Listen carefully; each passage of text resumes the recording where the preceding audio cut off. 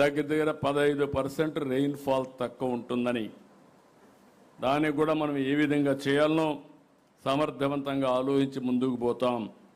ఇంకో పక్క అగ్రిటెక్, రైతులకు ఇబ్బందులు ఉన్నాయి. ఈరోజు మనందరం గుర్తుపెట్టుకోవాలి, ఎన్ని మాట్లాడినా రైతును ఆదుకునే బాధ్యత మన మీద ఉంది.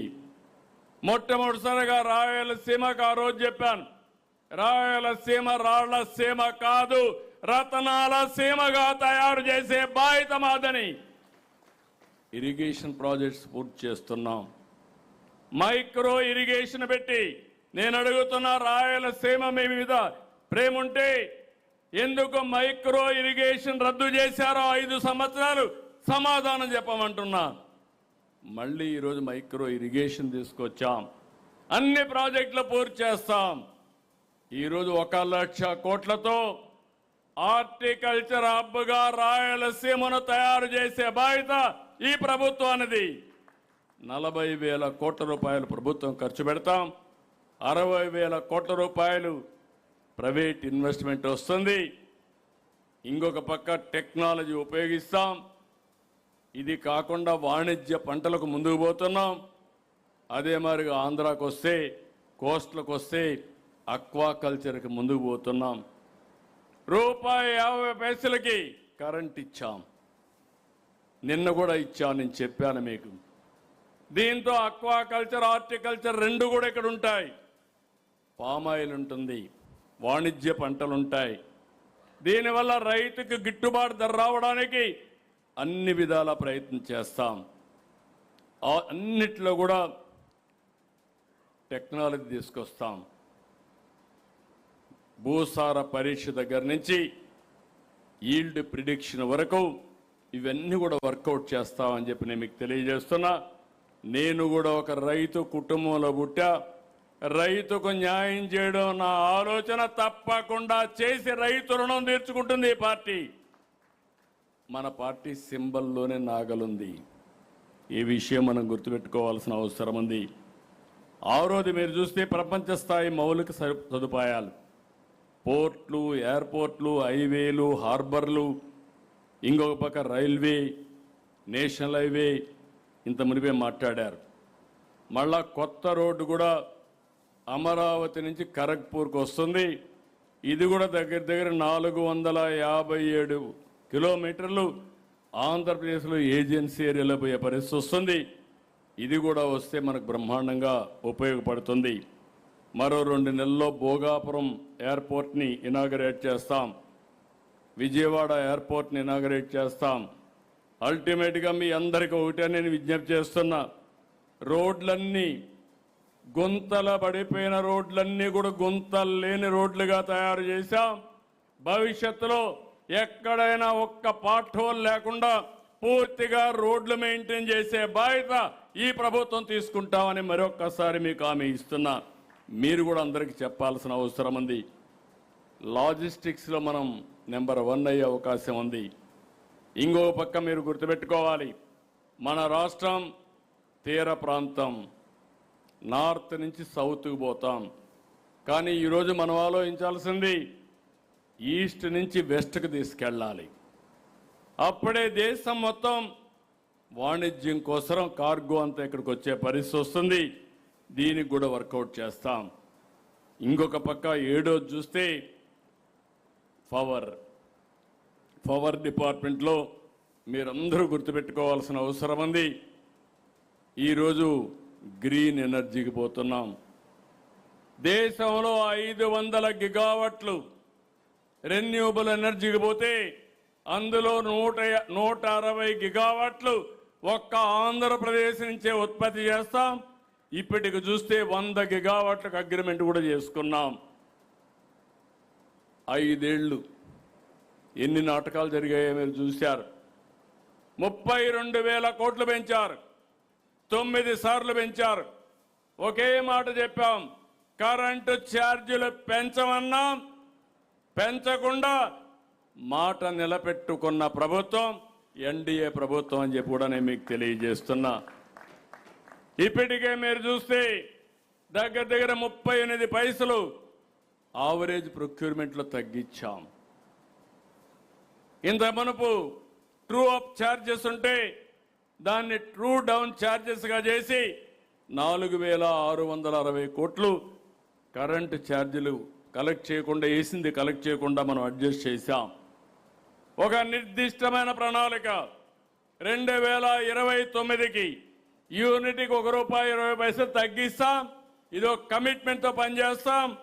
ఎనర్జీకి, పవర్కి చిరునామాగా ఆంధ్రప్రదేశ్ ఉంటుంది. మీ అందరిని కూడా కోరుతున్న అందరూ ఎలక్ట్రికల్ వెహికల్స్ పోవాలి. మీ ఇంటి మీద సోలార్ పెట్టుకోవాలి. అందరూ ఉన్నారు ఇక్కడ. మీ పొలం దగ్గర కూడా కుసుమ్ కింద పంప్ సెట్ పెట్టుకోవాలి. మీరే కరెంటు ఉత్పత్తి చేయాలి. మీరే కరెంటు వినియోగం చేయాలి. అవసరమైతే ఎక్కడికక్కడ బ్యాలెన్స్ చేసుకునే పరిస్థితిలో మీరు ఉండాలి. ఈ మహానాడు సందర్భంగా తెలుగుదేశం పార్టీ నాయకుడిని అడుగుతున్నా, మీరు ముందు ఆదర్శంగా ఉండాలి. మీ ఇంటి పైన సోలార్ పెట్టాలి. నేను వచ్చినప్పుడు అడిగితే పెట్టలేదంటే మాత్రం మీరు మాట తప్పిన వాళ్ళు అవుతారు. ఈ విషయం గుర్తుపెట్టుకోవాల్సిందిగా మిమ్మల్ని అందరినీ కోరుతున్నా. ఇంకొక పక్క ఆంధ్రప్రదేశ్లో తయారు చేసే ఉత్పత్తులు 8 ప్రోడక్ట్ పర్ఫెక్షన్ రావాలి. 1 డిస్ట్రిక్ట్ 1 ప్రోడక్ట్కి వెళ్తాం. ఇంకో పక్క మీరు చూస్తే నేచురల్ ఫార్మింగ్కి వెళ్తాం. సర్టిఫికేషన్కి ప్రాధాన్యత ఇస్తాం. సెల్ఫ్ హెల్ప్ గ్రూపుల కోసం స్వయం ఏపీ బ్రాండ్ కూడా తీసుకొచ్చాం. ఇవన్నీ మనం చేయగలిగితే ఆంధ్రప్రదేశ్ బ్రాండు, మనం తయారు చేసే వస్తువులు గ్లోబల్ బ్రాండ్గా తయారవుతాయి. ఇంకో పక్క స్వచ్ఛాంధ్ర, చెత్త పన్ను రద్దు చేశాం. 85 లక్షల మెట్రిక్ టన్నులు చెత్తను క్లియర్ చేశాం. డోర్ టు డోర్స్ కలెక్ట్ చేస్తున్నాం. స్వచ్ఛ రథాలు పెట్టాం. స్వచ్ఛ పథకం పెట్టాం. మ్యాజిక్ డ్రైన్లు తీసుకొచ్చాం. సర్క్యులర్ ఎకానమీకి పోయాం. వేస్ట్ ఎనర్జీకి వెళ్ళాం. ఫైనల్గా మీరు ఆలోచించేది, ఈరోజు 31.5% గ్రీన్ కవర్ ఉంది. ఇది 50% తీసుకెళ్తాం. ఈ సంవత్సరం వర్షాలు రాలేదంటే 49 డిగ్రీల టెంపరేచర్ ఉందంటే దానికి మనమే కారణం. ఎన్విరాన్మెంట్ అంతా కూడా దెబ్బతీసాం. పొల్యూషన్ పెరిగింది. అదే మాదిరిగా చెట్లు కానీ ఇవి లేని పరిస్థితి వచ్చింది. ఇంకొక పక్కన మీరు గుర్తుపెట్టుకోవాలి, టెక్నాలజీ. ఒకప్పుడు ఐటీ, ఇప్పుడు ఏఐ. మీరు ఏది మాట్లాడినా అన్ని మన దగ్గర ఉన్నాయి.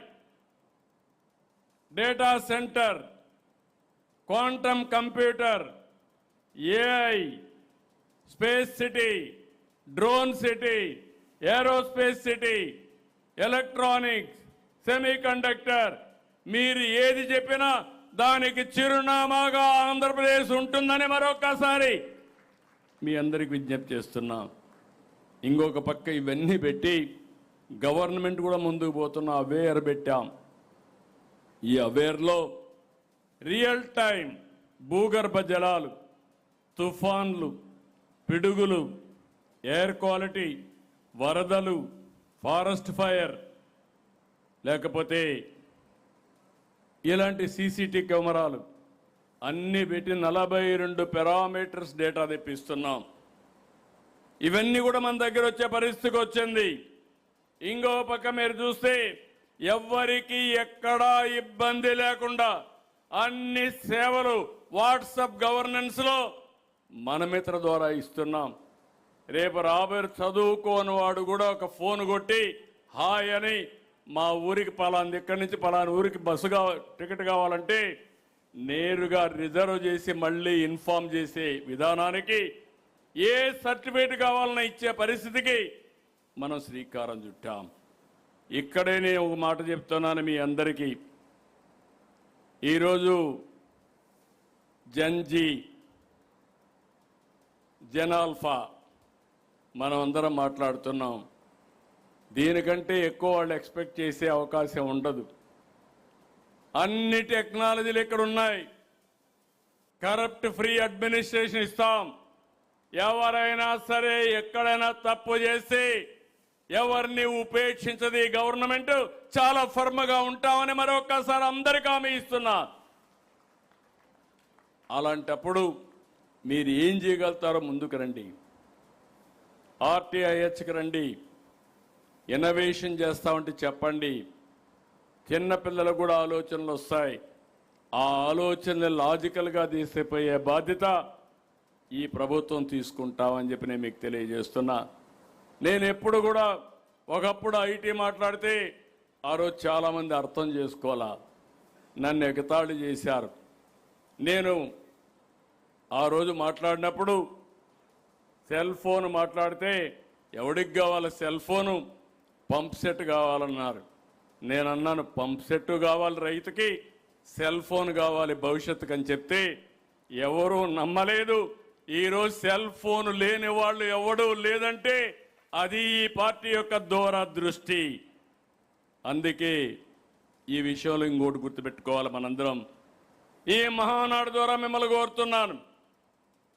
ఆనం రామనారాయణ రెడ్డి గారు ప్రజెంట్ చేశారు. ఏవైతే దేవాలయాల యొక్క పవిత్రత కాపాడుకోవాలని, రెండోది స్పిరిచువాలిటీ.